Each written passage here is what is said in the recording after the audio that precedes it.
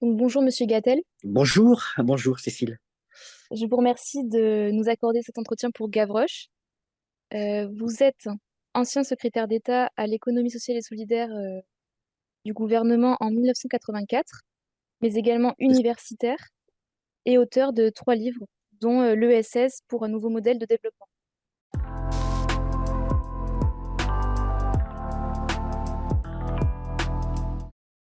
C'est Euh, cela. donc, tout d'abord, est-ce que vous pouvez revenir sur la genèse de votre intérêt pour l'économie sociale et solidaire, nous présenter un peu vos travaux? Très bien. Alors, dans ce que vous avez dit, Cécile, tout est vrai, sauf que mon secrétariat d'État s'appelait en réalité secrétariat d'État chargé de l'économie sociale et du développement local, ce qui est extrêmement important parce que les deux démarches, celle qui consiste à développer des entreprises de l'économie sociale et celle du développement qu'on appelle maintenant territorial, sont extrêmement proches l'une de l'autre, se complètent et se synchronisent. Ce secrétariat d'État a été le premier de l'histoire de la République dans son intitulé, hein. Il n'y avait jamais eu de secrétariat d'État à l'économie sociale auparavant. J'ai donc essuyé les plâtres, ce qui n'est jamais très très facile. Et je raconte toutes les anecdotes liées à cette découverte de mon ministère en 1984 dans le livre que vous avez bien voulu citer, c'est-à-dire L'économie sociale et solidaire pour un nouveau modèle de développement, paru aux éditions Libre et Solidaire en 2020. Alors moi, j'ai découvert l'économie sociale un petit peu à l'occasion de cette nomination gouvernementale, hein. J'étais déjà dans le gouvernement de Pierre Monroy, je me suis retrouvé dans le gouvernement de Laurent Fabius, avec en charge cette nouvelle approche, hein, institutionnelle sur l'économie sociale qui deviendra ensuite solidaire au moment où Lionel Jospin sera Premier ministre. C'était un bouleversement parce que donc il n'y avait jamais eu de réponse institutionnelle à la problématique de l'économie sociale, même si celle-ci s'était auto-organisée depuis maintenant plusieurs années. Mais c'était la première fois que existait un ministère digne de ce nom, rattaché directement d'ailleurs au Premier ministre. Donc en 1984, je découvre ce secteur, hein, qui juridiquement donc peut se résumer en trois grandes familles, hein, les mutuelles, les coopératives et les associations, c'est-à-dire des entreprises qui se caractérisent par une grande démocratie interne, par une volonté de retisser le lien social et de se préoccuper des questions environnementales, dans lequel il y a une très grande liberté, puisqu'on peut ou non créer une entreprise de l'économie sociale, dans lequel il y a une citoyenneté économique, un homme, une voix au niveau des coopératives. Et depuis, je ne suis pas sorti de l'étude et de la découverte de ce milieu, qui est un milieu véritablement passionnant, qui essaye d'entreprendre autrement que par le système classique capitaliste, hein, et qui est donc une réponse à, à une série de problèmes que génère précisément le néolibéralisme capitaliste. Depuis, donc, je suis toujours resté fidèle à mon engagement pour ces valeurs-là, hein, ces valeurs de lien social, de bien commun, de primauté de l'intérêt collectif par rapport à l'intérêt privé. Je l'ai exercé dans des collectivités territoriales et désormais je suis en free, hein, c'est-à-dire que je réponds à des demandes de mes collègues universitaires pour parler devant leurs étudiants de mon expérience, de ma vision de l'économie sociale. Et ces dernières années, j'ai beaucoup travaillé avec les pays du Maghreb que sont la Tunisie et le Maroc, qui essayent de donner une place importante aux entreprises de l'économie sociale dans leur modèle de développement, même si ce n'est pas toujours très facile. Et puis, effectivement, comme vous l'avez dit, j'ai écrit en particulier 2 bouquins, celui que j'ai déjà cité et puis le dernier qui s'appelle Demain il sera trop tard, parce que je suis effectivement extrêmement inquiets quant à l'avenir de l'humanité si elle ne change pas radicalement de modèle de développement. D'accord, donc vous êtes un homme d'action. Vous avez présenté quelques valeurs qui vous tiennent à cœur dans l'ESS. Est-ce que vous pouvez nous apporter des compléments de définition, nous rappeler quelques étapes de l'institutionnalisation de cette économie et aussi nous dire finalement si cette économie reste une économie, puisqu'elle est opposée au système capitaliste. Oui, bien sûr, on le voit d'ailleurs tous les jours, hein, puisque les entreprises de l'économie sociale sont des entreprises comme les autres, hein. La seule façon, la seule différence avec le modèle dominant, c'est qu'elles sont gérées autrement. J'ai essayé de le montrer dans ma première intervention, mais il y a à l'heure actuelle, donc en situation concurrentielle, des entreprises de l'économie sociale sur tous les grands secteurs de notre activité économique, hein, tant au niveau de la consommation que de la production, que des transports. Et les entreprises de l'économie sociale sont complètement immergées dans l'économie globale, hein. Alors c'est vrai qu'elles luttent avec leurs armes, hein, qui sont un autre modèle de gouvernance, un autre modèle d'appropriation du surplus ou des bénéfices ou des excédents, et qu'elles essayent de démontrer que l'on peut entreprendre autrement que par le système capitaliste et l'appropriation privative des profits. L'institutionnalisation de l'économie sociale s'est fait progressivement, hein, parce que les trois familles qui la composent, hein, mutuelles, coopératives et associations, ont des histoires totalement différentes, hein, par rapport à l'histoire économique française. Les mutuelles et les coopératives remontent dès le 19e siècle. Les associations ont été créées par la loi de 1901, donc au XXe siècle.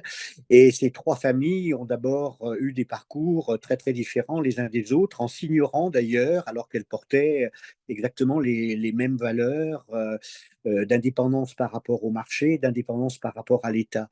Et il a fallu attendre les années 1970 pour qu'un rapprochement se fasse entre ces trois familles, hein, de par l'initiative de quelques acteurs de ces trois familles, qui ont d'abord créé un comité de liaison, hein, qui s'appelle le CLAMCA en 1978, hein, le comité de liaison des activités mutualistes, coopératives et associatives. Et puis en 1981, il y a l'arrivée de François Mitterrand au pouvoir, celle de Pierre Mauroy comme Premier ministre, qui est un militant de l'économie sociale, il est à la tête d'une très importante fédération d'éducation populaire qui est Léo-Lagrange. Il connaît donc bien ce milieu. Et c'est à partir de 1980-81 qu'on voit apparaître le concept d'économie sociale qui regroupe donc les trois familles dont je viens de parler. En 81, Pierre Mauroy crée une délégation à l'économie sociale, hein, qui est un premier pas vers l'institutionnalisation formelle de l'ESS. Et puis, en 1984, la création de mon ministère, qui répond à une demande de la part des acteurs de l'économie sociale et solidaire qui veulent avoir un interlocuteur au sein de la puissance publique. Et donc, c'est la création de mon secrétariat d'État. Voilà comment s'est institutionnalisée l'économie sociale. Ensuite, il y a eu quelques dates qui sont des dates charnière pour nos auditeurs, hein. Sous Lionel Jospin, l'économie sociale devient économie sociale et solidaire, ce qui n'est pas simplement un problème de vocabulaire, hein, qui est une véritable réalité. L'économie sociale, c'est véritablement lié à des concepts juridiques très précis, hein, le code de la mutualité, le code de la coopération et la loi de 1901 pour les associations. L'économie solidaire, c'est valoriser toutes les initiatives, quelles qu'elles soient, de la société civile pour répondre à des problèmes qui ne sont pas pris en charge ni par le secteur privé, ni par la puissance publique. Et puis, la dernière grande avancée, c'est 2014, hein, la loi du 31 juillet 2014, hein, qui était très attendue par les acteurs de l'économie sociale, qui s'appelle en résumé la loi Hamon, de par la personne qui l'a portée au niveau du Parlement et qui est mon ami Benoît Hamon. Et cette loi s'appelle une loi cadre, hein. Elle codifie véritablement, législativement, ce qu'est l'économie sociale et solidaire. Nous ne sommes pas le premier pays à avoir une loi cadre sur l'économie sociale, puisque l'Espagne s'était dotée d'une loi identique quelques années auparavant. on a vu comment l'ESS s'était un peu institutionnalisé. Pour rentrer un peu dans le détail du fonctionnement, enfin, quel est l'échelon privilégié de la réalisation de cette économie? Et dans votre livre, vous appelez aussi à une décroissance. Et est-ce que cette décroissance place l'État-nation en échelon privilégié pour impulser des dynamiques justement ambitieuses, davantage que l'ultra-local ou que l'Union européenne, par exemple? Ben, l'économie sociale essaye d'être un instrument de régulation et de réponse aux entreprises traditionnelles à tous les niveaux, hein. Donc, son terrain de, pardonnez-moi, son terrain de prédilection, c'est essentiellement le local, hein, parce qu'on voit bien que les entreprises de l'économie sociale naissent du local, hein, elles naissent d'un besoin qui n'est pas satisfait au niveau de la société civile, hein.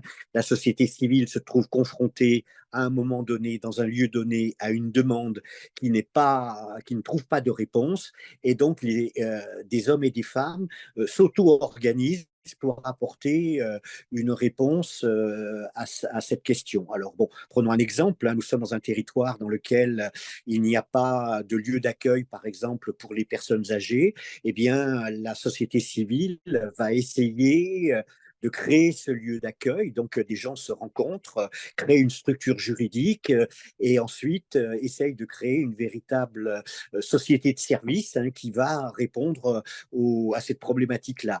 Bon, ce que je viens de dire pour les personnes âgées, parce que c'est un secteur dans lequel l'économie sociale est très présente, en particulier par le mouvement associatif, peut se décliner également sur le plan des réponses aux handicapés, des réponses aux gens en grande difficulté, hein. On sait le rôle que jouent les associations pour essayer de garder un lien social et pour faire en sorte que des pans entiers de nos concitoyens et concitoyennes ne tombent pas dans l'exclusion et l'échec complet.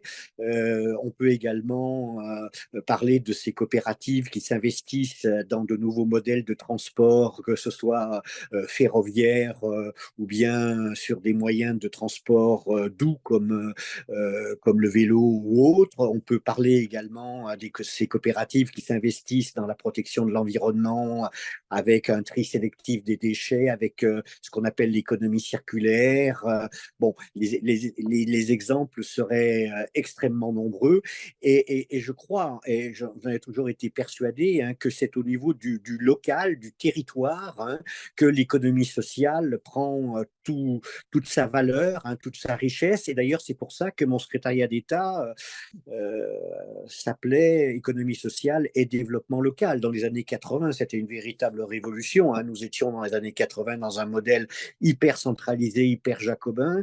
Et François Mitterrand, 2 ans après avoir fait les lois de décentralisation, décide donc de créer ce secrétariat d'État au développement territorial pour bien montrer que nous ne devons pas tout attendre d'un État souverain, hein, même si nous avons beaucoup à attendre de lui, mais pas que, hein. Il peut y avoir également des initiatives personnelles, des initiatives collectives qui fait qu'on peut faire bouger les territoires sans attendre que s'appliquent des politiques nationales.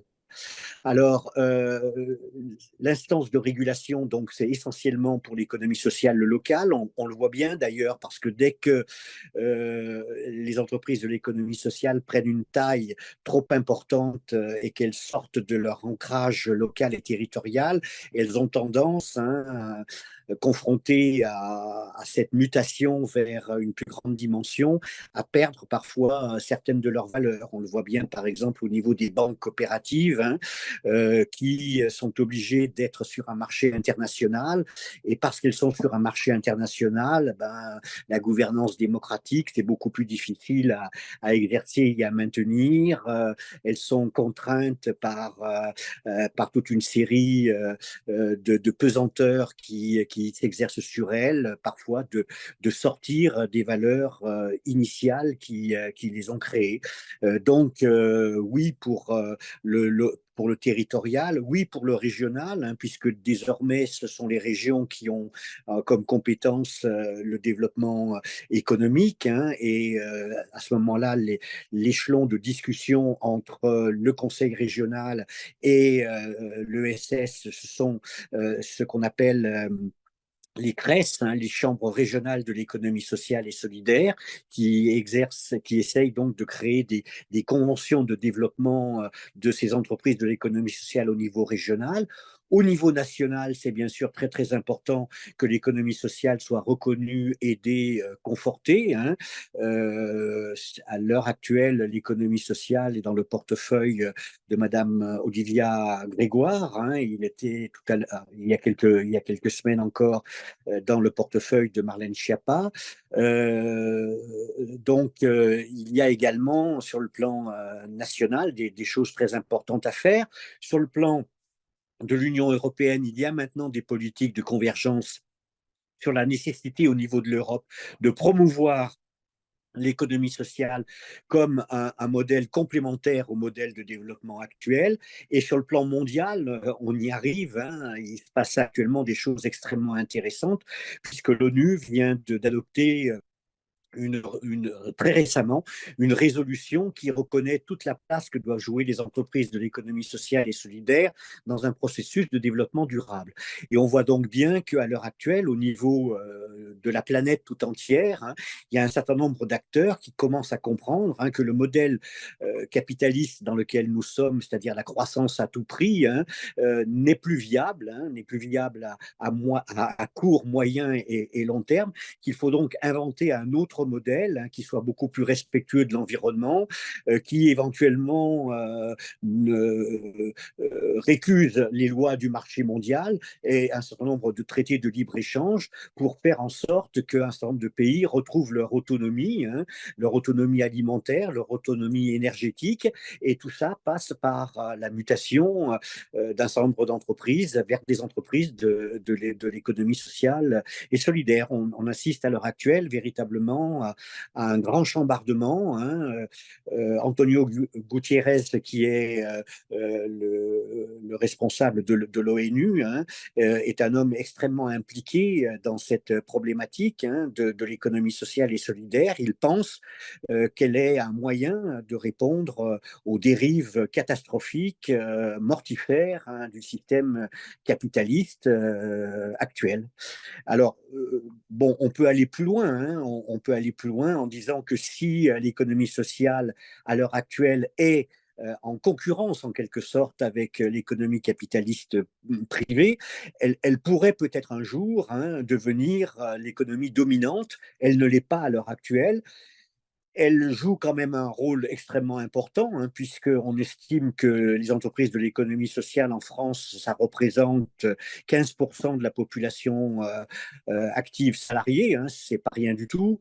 Environ à peu près le même chiffre quant à la production du PIB, même si je me méfie beaucoup de cet indicateur, parce que c'est un indicateur purement mathématique qui est un véritable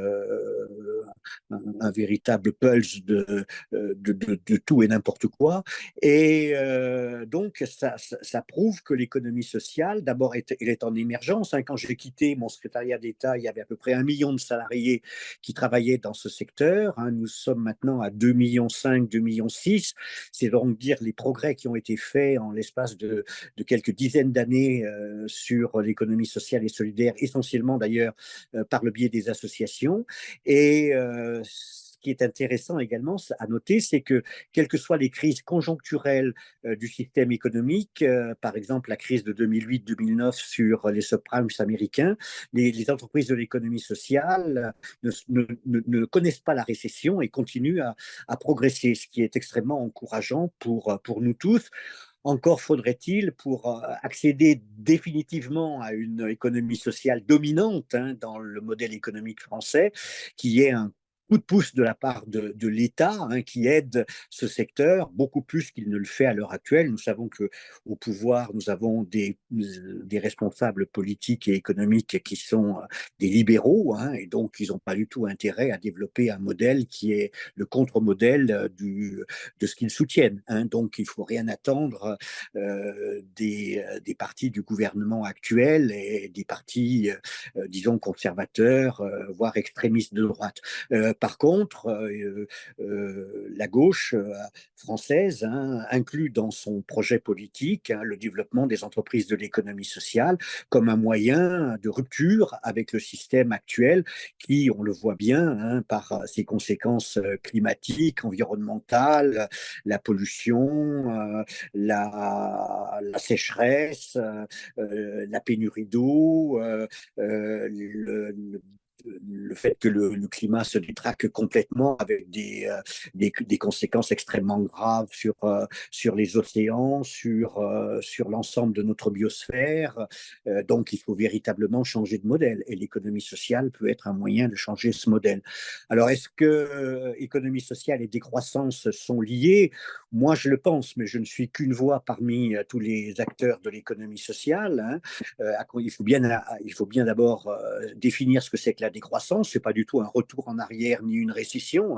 C'est une croissance de nouvelle nature, partagée, équilibrée, respectueuse et surtout qui gomme les inégalités fantastiques de revenus que nous connaissons à travers la planète, où il y a des pays ultra riches qui exploitent des pays ultra pauvres et à l'intérieur de ces pays ultra riches, une minorité d'ultra, ultra, ultra riches qui tirent tous les profits d'un système qui, par ailleurs, condamne l'humanité et la planète. Voilà, chère Cécile, j'espère avoir répondu à ta question. Elle n'est pas évidente. Je pense que oui, beaucoup de sujets ont été soulevés. Donc, vous parlez d'une économie alternative qui nécessite des prises de décision politiques courageuses pour faire de l'ESS une économie de premier plan pour répondre aux questionnements enfin, climatiques et environnementaux qui sont les nôtres aujourd'hui. Mais quels sont les principaux freins et quels pourraient être les leviers en fait pour enclencher la Bah, mécanique les leviers, ils dans sont une à tous Europe les niveaux. libérale? Pardon. Oui, oui. Les leviers, ils sont à tous les niveaux que je vous ai cités, Cécile. C'est-à-dire qu'il faut qu'il y ait sur le terrain des acteurs qui soient aidés par les politiques publiques locales. Donc, il y a une grande responsabilité dans le développement des entreprises de l'économie sociale, des responsables politiques locaux, au niveau des communes, des intercommunalités, au niveau des départements, au niveau des régions. Il faut également qu'il y ait une volonté forte au niveau de l'État, parce que l'État-nation, ça représente encore quelque chose de très très fort et de très très important, comme modèle, comme mouvement régulateur dans une société comme la société française.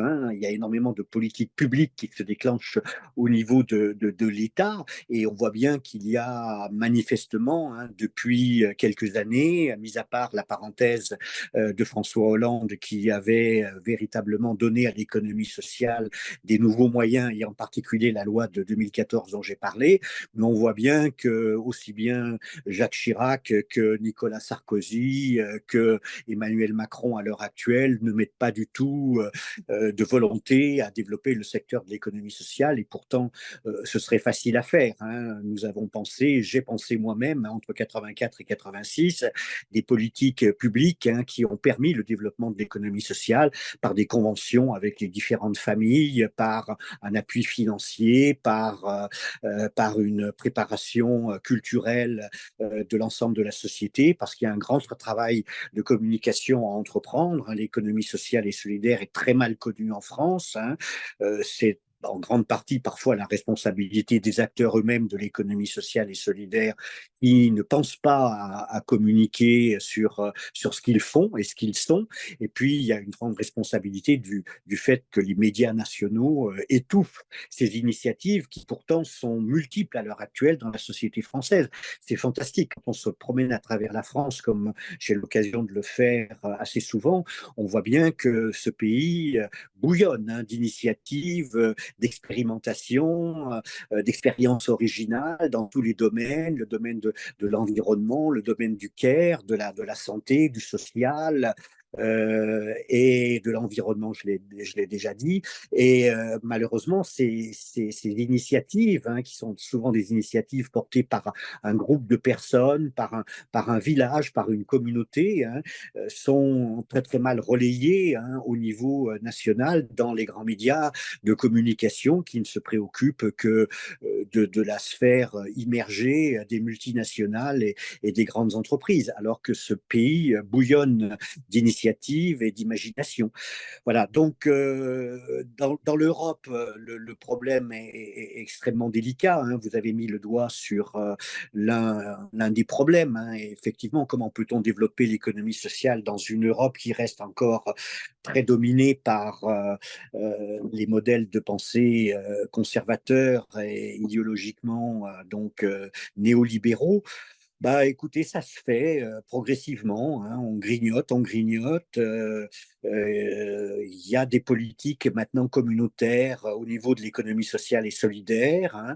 Alors, elles n'entraînent pas l'adhésion de toute l'Union européenne. Elles sont en particulier très présentes dans les pays du Sud, hein, mais on voit également que dans les anciens pays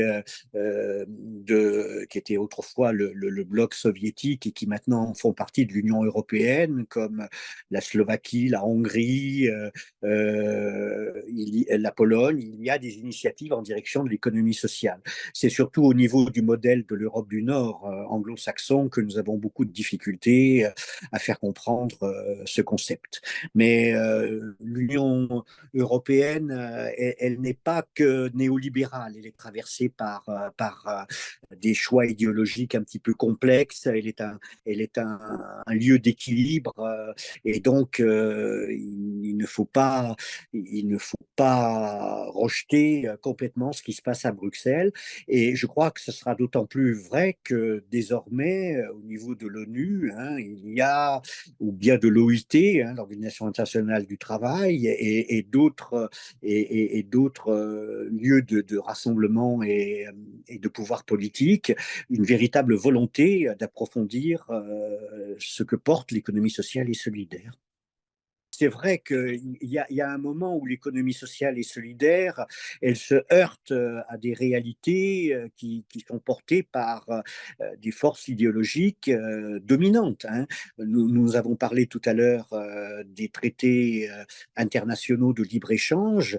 Il est évident que si on veut développer une économie sociale qui est essentiellement une économie de proximité, il va falloir à un moment ou à un autre bien se pencher sur ces traités internationaux qui ont mondialisé la production et la consommation dans le monde tout entier et créé les déséquilibres que l'on sait. Donc, effectivement, il va y avoir des moments d'affrontement idéologique, hein. Ils sont sous-jacents à l'heure actuelle.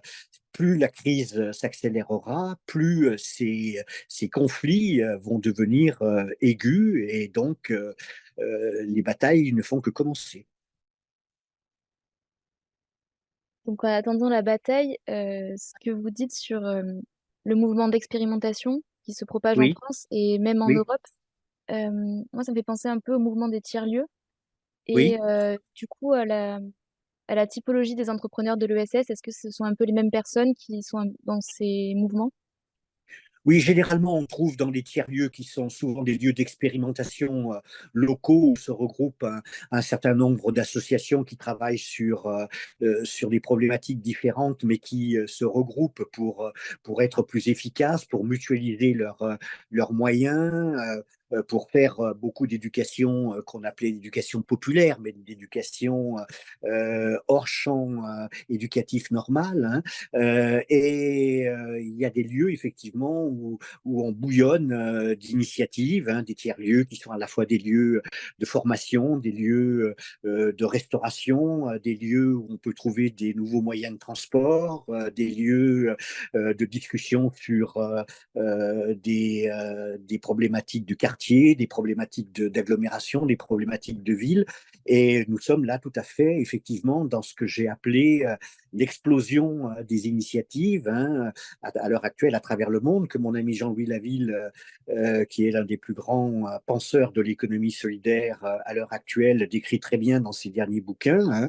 Il oppose d'ailleurs un petit peu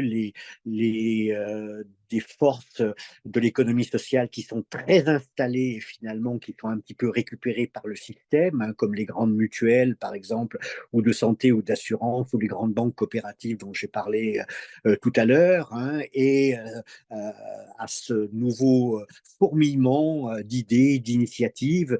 C'est tout cela, l'économie sociale, c'est à la fois des grandes structures installées, mais dont je suis un petit peu distant, parce que je les trouve précisément trop installés et qui ont perdu parfois leur valeur d'origine. Et puis cette multiplication d'initiatives un petit peu partout, alors qui sur le plan économique se manifeste par la création des PTCE, les programmes territoriaux de coopération économique. On voit des acteurs extrêmement différents, publics, privés, associatifs, économie sociale, se regrouper pour créer un projet de territoire et valoriser au niveau du territoire une, deux ou plusieurs filières qui sont des filières de reconstruction des tissus économiques. Et on la trouve également dans cette problématique des tiers-lieux qui procède un petit peu du même esprit de partenariat, entreprendre ensemble, entreprendre pour le bien commun et répondre à des questions.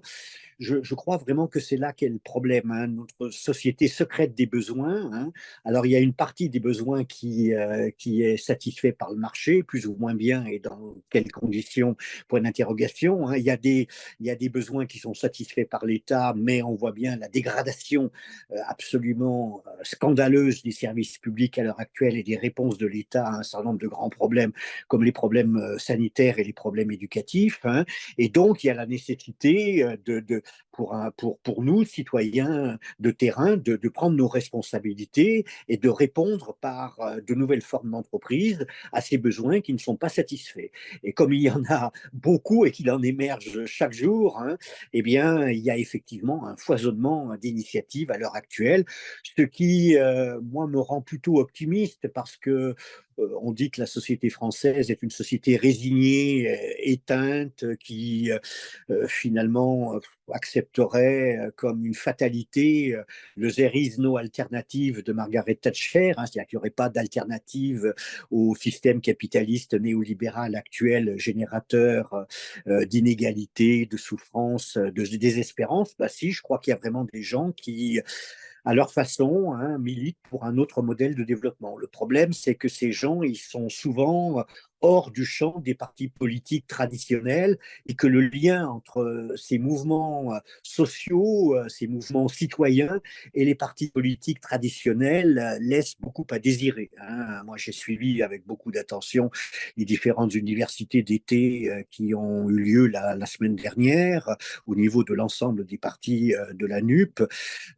Bon, on pose les problèmes, tout le monde est d'accord sur les constats, mais qu'est-ce qu'on fait pour créer ce nouveau modèle de développement? Et là, on voit bien que les réponses sont un peu courtes, et en matière de limitation des excès dans la consommation et la production, il nous faudra de toute façon sortir de la société de consommation de masse.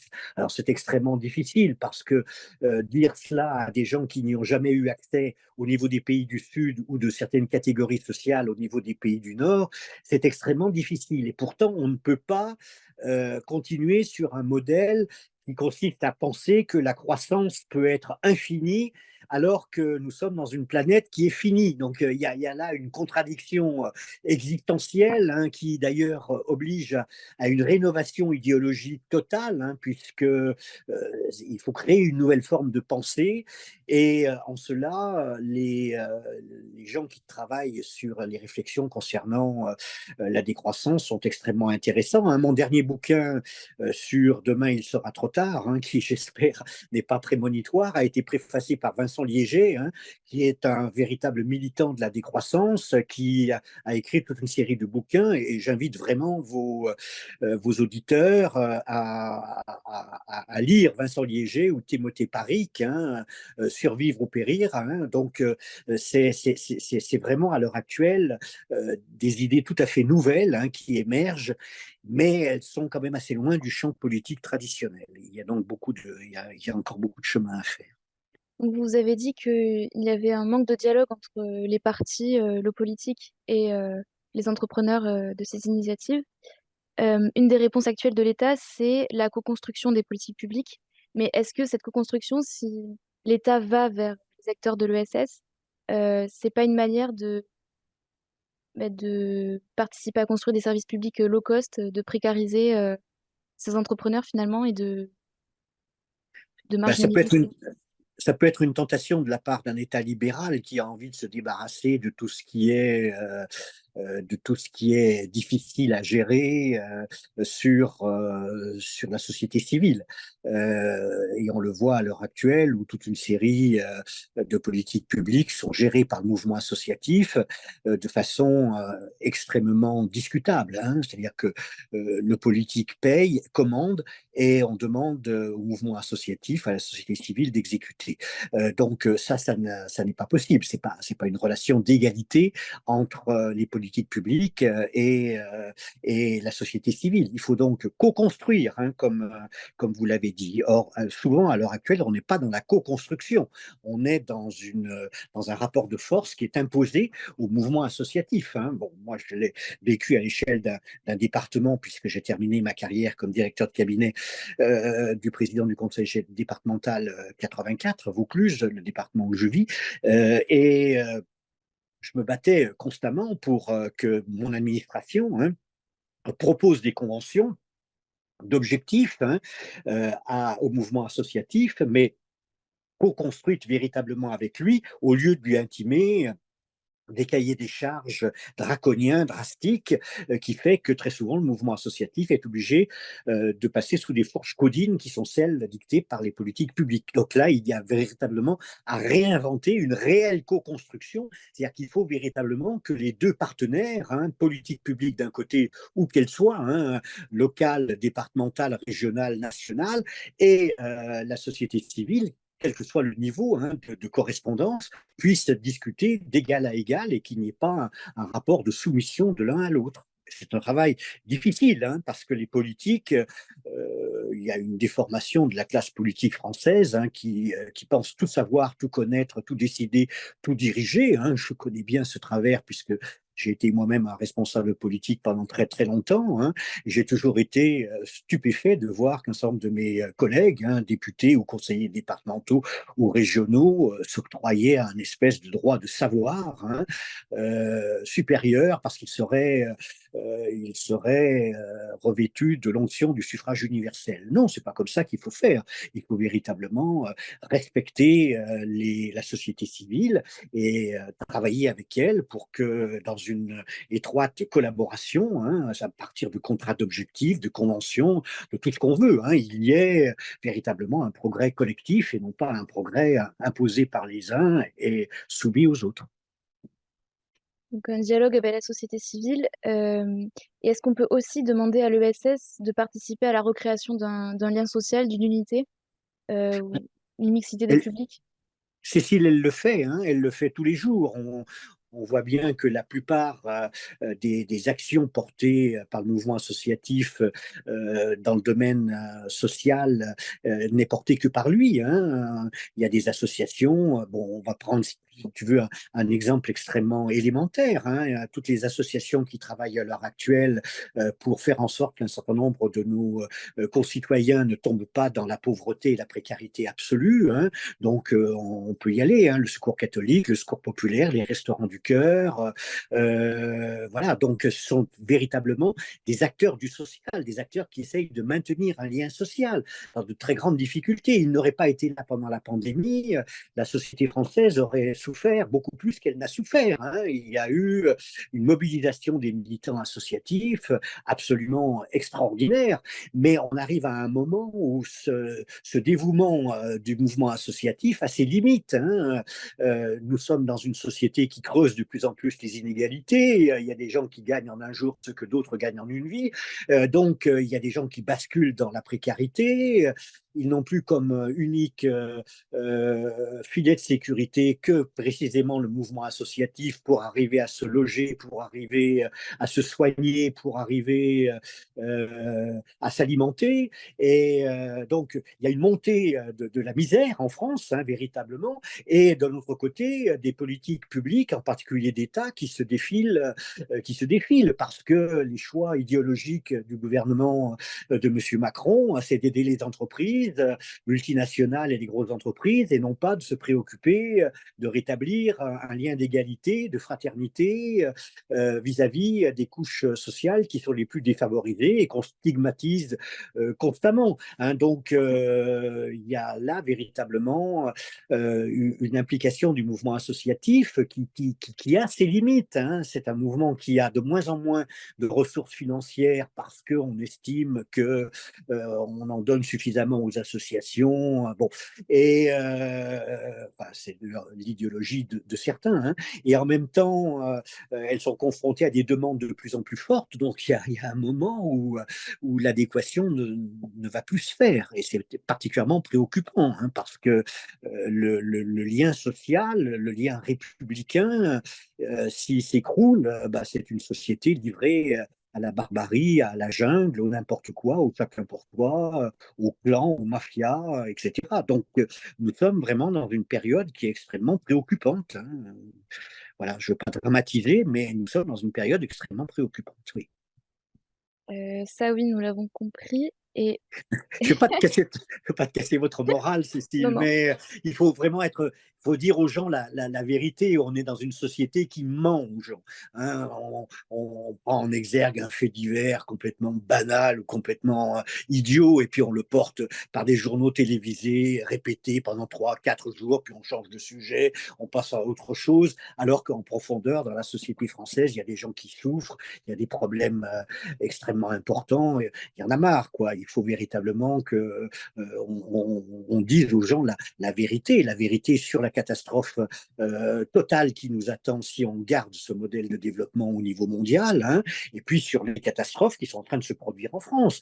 On a un effondrement du système de santé en France qui est absolument effrayant. Il n'y aurait pas quelques associations pour essayer de tenir le coup, tout le système de santé français dégringolerait. L'hôpital public est à la ramasse, l'éducation nationale est à la ramasse, et on nous fait des journaux télévisés consacrés uniquement à une tenue vestimentaire contestée. Enfin, on n'est pas dans la réalité, là, on est dans le bourrage de cerveau. Voilà, Cécile, excuse-moi d'être un petit peu direct, mais je suis un militant politique, hein. Je suis un militant qui croit, bien sûr, dans les valeurs de l'économie sociale, mais je crois dans ces valeurs de l'économie sociale parce qu'elles recoupent mes valeurs de militant de gauche, quoi, hein. J'ai toujours été un militant de gauche, parfois très, très déçu par mon propre parti, que j'ai d'ailleurs quitté il y a maintenant une dizaine d'années, hein, mais je reste quelqu'un qui pense qu'il faut maintenir les idéaux de la République, c'est-à-dire la liberté, alors qu'on la restreint de plus en plus, l'égalité, alors qu'on est dans une société qui est on ne peut plus inégalitaire, et la fraternité, alors n'en parlons pas, c'est une valeur qui est bradée à l'heure actuelle, alors qu'il faudrait au contraire que le peuple français se ressoude, mais on n'arrête pas de diviser avec des prétextes tout à fait fallacieux. Enfin, bon, pas faire une réunion de meeting politique chez Radio Gavroche. Même si Gavroche, quand même, était un sacré symbole de la résistance à l'ordre établi, hein. Il est monté sur les barricades, Gavroche, hein. Donc oui, il faudrait rebâtir sur tous ces aspects-là. Et maintenant, sur l'aspect industriel, est-ce que vous pensez qu'on peut encore aussi demander à l'ESS de participer à la réindustrialisation écologique de la France ou de l'Europe? Oui, bien sûr. Et d'abord, il faudrait qu'il y ait une volonté de réindustrialiser la France au niveau national, au niveau de l'État français, hein. Or, cette volonté, on, on la cherche, hein. Même ce qui est pire, c'est qu'on continue à démanteler un certain nombre de joyaux industriels français qu'on laisse partir sous la domination d'intérêts internationaux, américains, canadiens, chinois ou autres. Donc, il faudrait d'abord qu'il y ait une véritable volonté de reconstruire des filières entières qui sont parties dans des pays du tiers-monde parce que c'était par le jeu des multinationales qui recherchent constamment de plus grands profits, recherchent les salaires les plus bas, donc on a délocalisé. Il faudrait donc relocaliser un certain nombre de filières, hein, parmi les plus importantes, la filière pharmaceutique, la filière médicale. Hein. On voit bien qu'au moment de la pandémie, nous avons été à court d'un certain nombre de médicaments, d'un certain nombre de matériel nécessaire, hein, des masques aux respirateurs. Donc il y a véritablement un point à faire sur les secteurs absolument nécessaires et vitaux, hein, pour nos concitoyens qui sont à reconstituer et à reconquérir. Hein. Et l'économie sociale peut prendre toute sa place dans ce mouvement de reconstruction. En particulier, à l'heure actuelle, il se crée énormément, enfin, de coopérative de production. Alors, la coopérative de production est une forme juridique très ancienne en France. Hein. Depuis le 19e siècle, il existe des SCOP, hein, des sociétés coopératives ouvrières de production, qui étaient des entreprises possédées au niveau du capital et gérées par les salariés eux-mêmes. Bon, il y a eu de très très grandes SCOP, certaines ont eu des difficultés, d'autres ont bien tenu le choc. À l'heure actuelle, beaucoup de SCOP se transforment en SIC, Société coopérative d'intérêt collectif, qui leur permet d'introduire dans le capital de la coopérative des capitaux publics, par exemple régionaux ou même nationaux. Donc il y a un développement extrêmement important, hein, pour reconquérir un certain nombre de filières. Hein. Il se passe à Romans des choses extrêmement intéressantes, par exemple, hein, au niveau d'un PTCE qui essaye de rebâtir toute une filière de la chaussure française. Hein. Romans était un lieu d'excellence de la chaussure française avec Charles Jourdan, etc., Clergerie, etc. Bon, tout ça est parti en débandade au moment de la mondialisation. Il faut maintenant donc reconstruire des filières françaises. C'est ce qui se passe à Romans où des acteurs de l'économie sociale, mais pas que, hein, sont en train de rebâtir une filière. Même chose dans mon département, ici en Vaucluse, hein, il y a une SIC, hein, qui s'est créée à Roussillon et autour du problème des ocres. Et donc, il y a là aussi une filière artistique, culturelle, artisanale, hein, qui est extrêmement intéressante. Donc, il faut effectivement avoir une volonté de reconstruire les pans de l'économie qui sont absolument vitaux et qui nous ont échappé. Hein. Alors, on a un retard en particulier dramatique au niveau des microprocesseurs et de tout ce qui est lié au développement des nouvelles techniques de communication. Euh, Nous avons été plus que libéraux en laissant partir sous les coups du marché international des pans entiers de nos souverainetés industrielles et on le paye le prix fort à l'heure actuelle. Donc pour vous, l'horizon, ce serait que l'économie sociale et solidaire remplace l'économie capitaliste. Oui, Ou une ce serait coexistence. oui, il faut toujours vivre avec des utopies. Hein. Les révolutionnaires de 1848 de 1830 avaient déjà leurs utopies, hein, ceux de 1789 aussi. Et en 1981, nous étions pleins d'utopies. Donc, il faut effectivement rêver à ce qui paraît absolument impossible, mais peut-être que l'histoire va s'accélérer. Hein. On voit bien de toute façon que le modèle actuel, dominant idéologiquement, c'est-à-dire le modèle capitaliste, hein, mondialisé, il ne peut pas tenir. Il ne peut pas tenir. Il va être confronté, et il est déjà confronté